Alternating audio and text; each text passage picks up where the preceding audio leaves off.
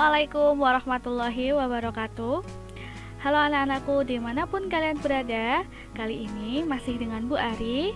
Kita akan belajar tentang kalimat tunggal dan kalimat majemuk. Sebelumnya kita sempat sedikit membahas tentang kalimat tunggal dan kalimat majemuk pada kaidah bahasa puisi rakyat. Nah, kali ini kita akan membahasnya lebih rinci termasuk latihan menganalisisnya. Mari kita pelajari kalimat tunggal dan majemuk seperti apa sih? Kalimat tunggal adalah kalimat yang hanya terdiri dari satu subjek atau ditulis dengan S dan satu predikat atau ditulis dengan P. Ini adalah contoh dari kalimat tunggal. Saya sarapan nasi goreng. Saya sebagai subjek, sarapan sebagai predikat, nasi goreng sebagai objek. Subjeknya hanya satu, predikatnya hanya satu, objeknya juga hanya satu. Satu subjek dan satu predikat disebut kalimat dasar atau klausa. Paham ya? Kita harus paham konsepnya dulu. Kalimat tunggal hanya terdiri dari satu kalimat dasar atau klausa. Intinya hanya ada satu subjek dan hanya ada satu predikat. Lalu, apa yang dimaksud dengan kalimat majemuk? Yaitu kalimat yang memiliki lebih dari satu subjek dan lebih dari satu predikat. Berarti kalimat dasarnya atau klausanya lebih dari satu. Kalimat majemuk dibagi menjadi dua. Yang pertama, kalimat majemuk setara, yaitu gabungan dua kalimat dasar yang kedudukannya sama, sejajar, atau setara. Biasanya ditulis menghilangkan salah satu klausanya. Kedua, kalimat majemuk bertingkat, yaitu gabungan beberapa kalimat dasar yang kedudukannya tidak sama, tidak setara, atau tidak sederajat. Kalimat majemuk bertingkat dibedakan berdasarkan konjungsi di dalamnya. Ini adalah contoh dari kalimat majemuk setara. Kalimat dasar yang pertama, Suho membeli jaket. Suho sebagai subjek yang pertama, membeli predikat yang pertama, jaket objek yang pertama. Selanjutnya, kalimat dasar pertama ini digabung dengan kalimat dasar yang kedua, yaitu Suho membeli topi. Suho adalah subjek yang kedua, membeli adalah predikat yang kedua, dan topi adalah objek yang kedua. Setelah digabungkan, kalimat majemuk tersebut menjadi kalimat majemuk setara yang berbunyi Suho membeli jaket dan topi. Suho sebagai subjek, membeli sebagai predikat, jaket sebagai objek yang pertama, dan adalah konjungsi, topi adalah objek yang kedua. Nah, dari gabungan kedua kalimat dasar tadi, kalian bisa melihat di layar bahwa salah satu kalimat dasar atau klausanya tidak ditulis alias dihilangkan. Kenapa? Karena subjek dan predikatnya sama atau klausa yang setara. Coba kita flashback, kita lihat tadi. Nah, kalimat dasar pertama dan kalimat dasar yang kedua, subjeknya sama-sama Suho, predikatnya sama-sama membeli, yang berbeda adalah objeknya. Nah, sehingga bisa kita lihat seperti ini bahwa Suho dan membeli cukup ditulis satu kali saja.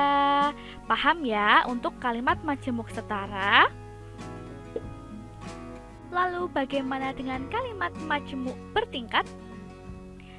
Ada kalimat dasar pertama dengan kalimat Via berangkat kerja.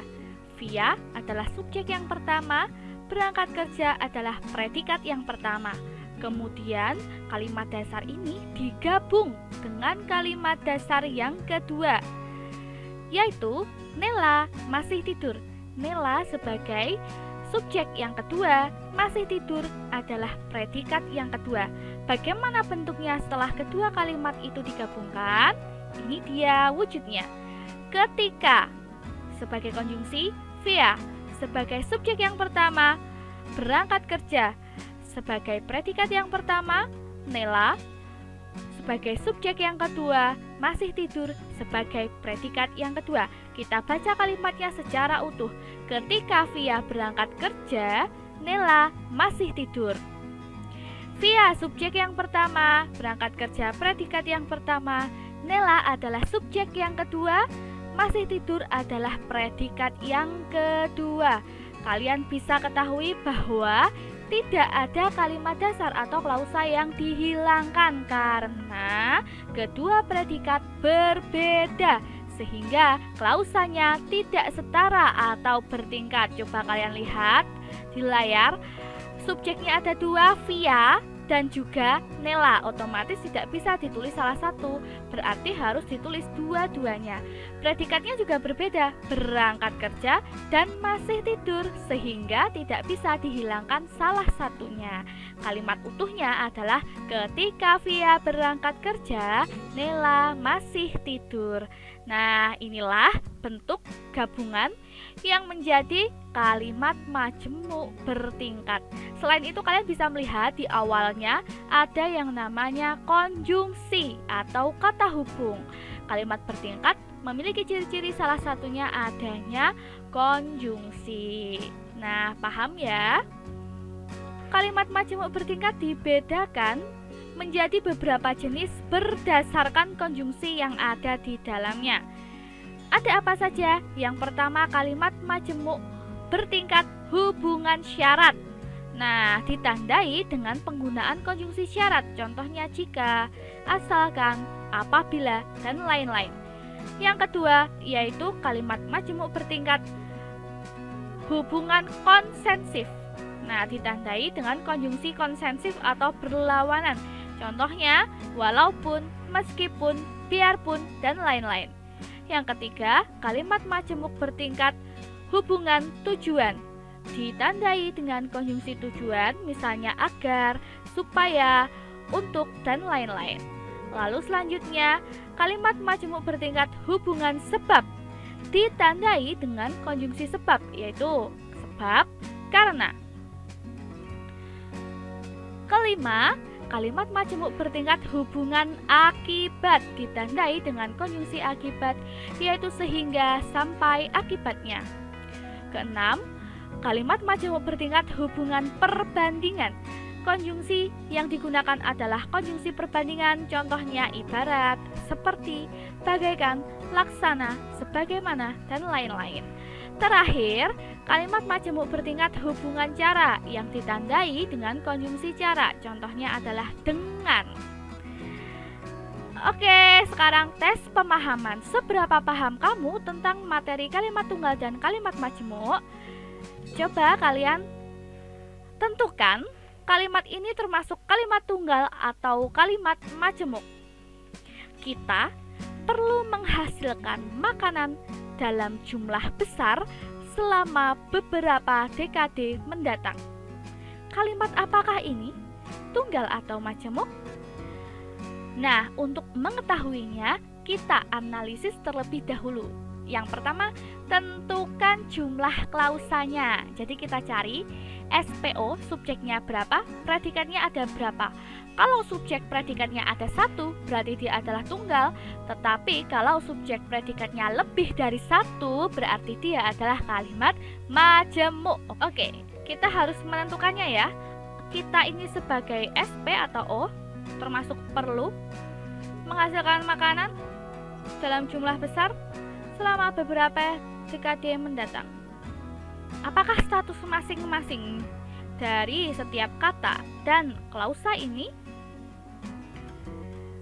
Nah, ini adalah jumlah klausanya. Kita sebagai subjek perlu menghasilkan sebagai predikat, makanan sebagai objek, dalam jumlah besar sebagai keterangan, selama beberapa dekade mendatang sebagai keterangan. Perhatikan yang saya lingkari warna kuning. Hanya ada satu subjek dan hanya ada satu predikat.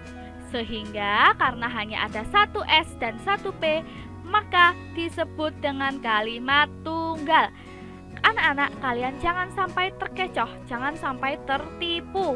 Meskipun kalimatnya terlihat panjang, tetapi kalian harus lihat subjeknya ada berapa, predikatnya ada berapa. Meskipun kalimatnya panjang, bisa saja subjeknya hanya satu, predikatnya hanya satu, tetapi mengalami perluasan. Paham ya? Kalimat yang terlihat panjang belum tentu kalimat majemuk. Jadi analisis dulu berapa subjeknya, berapa predikatnya. Paham ya? Selanjutnya, kalimat ini kalimat tunggal atau majemuk? Kalau kalian ingin membuat lebih banyak, cukup tambahkan takaran bahan dan bumbu. Kalau kalian ingin membuat lebih banyak, cukup tambahkan takaran bahan dan bumbu.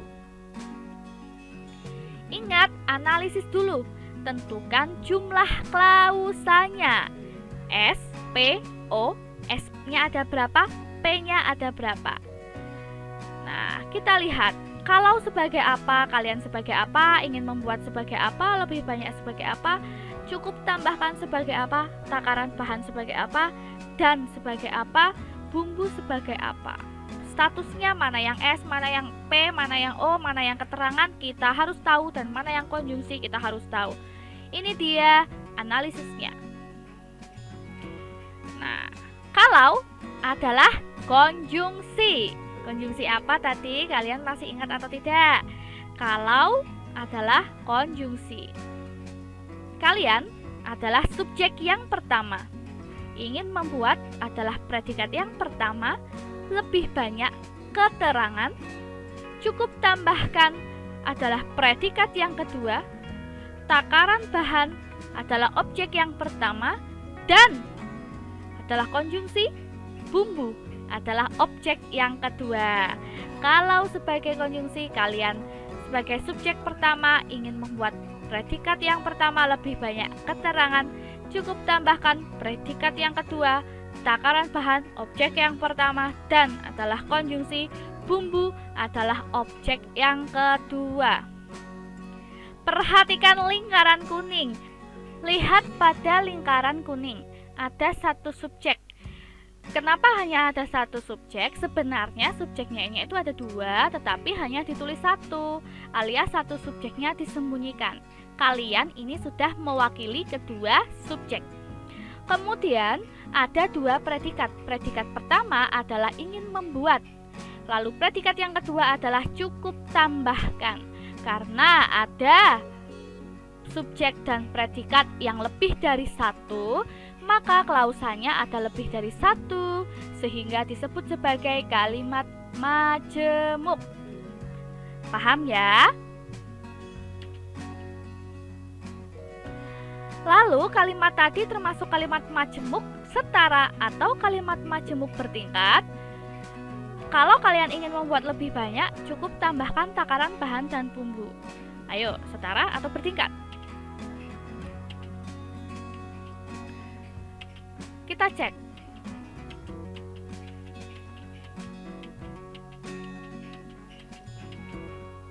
Nah, di sini kalian bisa melihat pembagian SPOK-nya, lalu perhatikan predikat satu dan predikat keduanya. Predikat satu dan predikat kedua tidak setara. Kenapa kok tidak setara? Karena harus ditulis semuanya, tidak bisa dihilangkan salah satu. Kegiatannya pun berbeda. Oleh karena itu disebut kalimat majemuk tidak setara atau kalimat majemuk bertingkat. Nah, jadi kalau mau melihat kalimatnya majemuk setara atau tidak, lihat pada bagian predikatnya bisa dihilangkan atau tidak. Lalu juga dilihat dari subjeknya bisa dihilangkan atau tidak. Nah, di sini subjeknya ada dua disembunyikan satu, tapi predikatnya tidak bisa disembunyikan salah satu. Oleh karena itu disebut kalimat majemuk bertingkat. Sudah paham ya kalian? Kalian kan cerdas-cerdas, pasti sudah paham. Nah, materinya sudah selesai. Jika kalian masih ada pertanyaan yang belum paham, jangan malu dan jangan takut bertanya pada gurumu. Nah, selain itu, untuk mengetahui seberapa pemahaman kalian, Ibu sudah menyediakan tes pemahaman yang ada pada deskripsi video ini. Kalian bisa mengerjakannya. Ingat bahwa nilai tuntas kalian adalah 75. Berarti jika belum mencapai 75, nilai kalian belum tuntas. Harus diulang sampai nilainya mencapai atau melebihi 75. Oke, paham ya? Cukup sekian dari Bu Ari. Video episode ini sudah selesai. Terima kasih kalian setia menonton video ini sampai akhir. Oke, terima kasih dari Ibu. Jika ada salah, Ibu minta maaf. Semoga video ini bermanfaat. Wassalamualaikum warahmatullahi wabarakatuh. Sampai jumpa pada video-video selanjutnya. Salam cerdas, netizen sinar.